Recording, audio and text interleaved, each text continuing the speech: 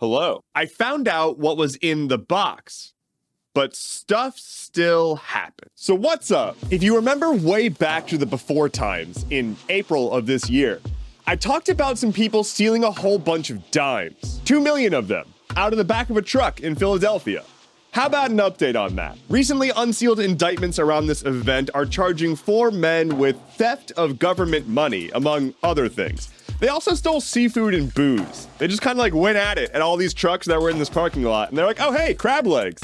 Nice. Reportedly, they sold off the crab legs and other perishables, and then they tried to exchange those dimes at banks and Coinstar machines, but they did not get particularly far before getting caught. So yeah, not the kind of situation you want to find yourself in, walking into a government courtroom being charged with stealing from the government. This never would have happened if they simply stole quarters. Boy howdy, them auto workers sure are united. The United Auto Workers strike continues to grow as there are now a total of 41,000 striking auto workers. This past Monday, 6,800 additional workers walked off the job at a Stellantis factory that works on the Ram line of pickup trucks. They've joined the picket line and have bolstered the numbers of employees demanding better pay. The corporation CEOs are digging in their heels and continuously lowballing them, but to quote our favorite guy, the UAW president Shawn Fain, quote, "We've got cards left to play, and they've got money left to spend."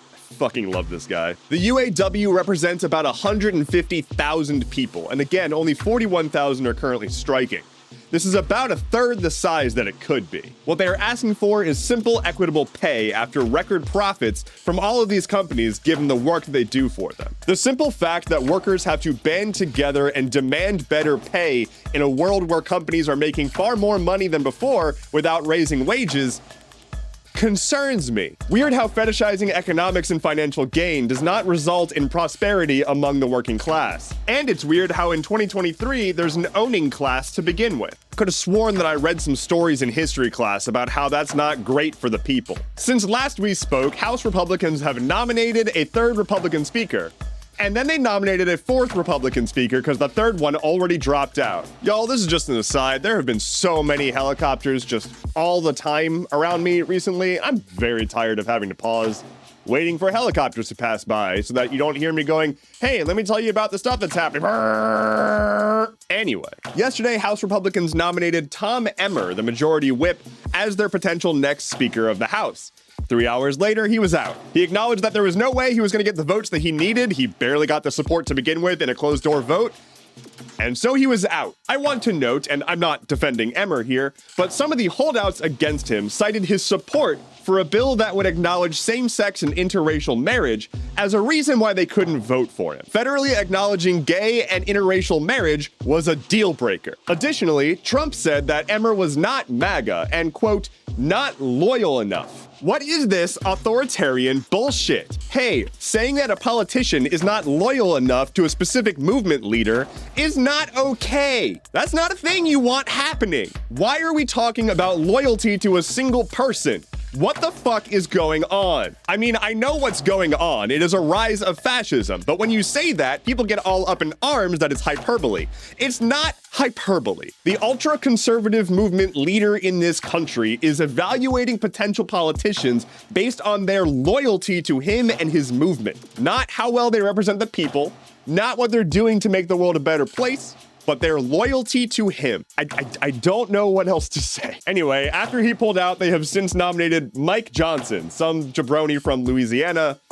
It's not looking good for him either. We shall see. And before you either hit me with the both sides or claiming favorites or whatever, fuck Democrats too. Republicans are also fascists, while the Democrats enable them. And no, I'm not a centrist. The UN Secretary General has issued a statement calling to fucking stop bombing Gaza. He has called for an immediate ceasefire, citing the, quote, epic suffering that is ongoing in Gaza as Israel continues to pummel them with bombs and blockades. This is collective punishment for the citizens of Gaza after the Hamas attack on Israel. And collective punishment is a war crime. The call for a ceasefire cites the inability to even get aid into the region and the incredible level of human suffering that is currently being placed on this population. Civilians have been killed by the hundreds daily, with the death toll approaching 6,000.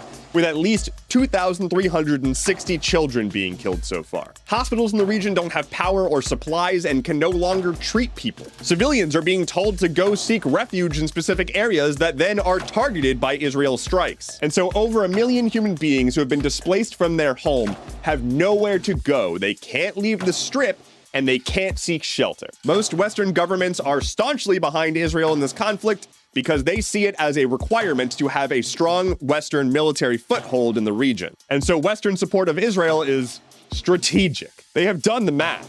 They did the calculations, and they don't care. That is not reflective of the will of the people at large, though, as worldwide protests against this ongoing ethnic cleansing have broken out in droves. On this day in 2001, Microsoft released Windows XP, our favorite operating system. Hallmarks of Windows XP include the rolling hills desktop background that has reached meme status, as well as the fact that virtually every installation of Windows XP was riddled with viruses. I mean, at least if it was your family computer.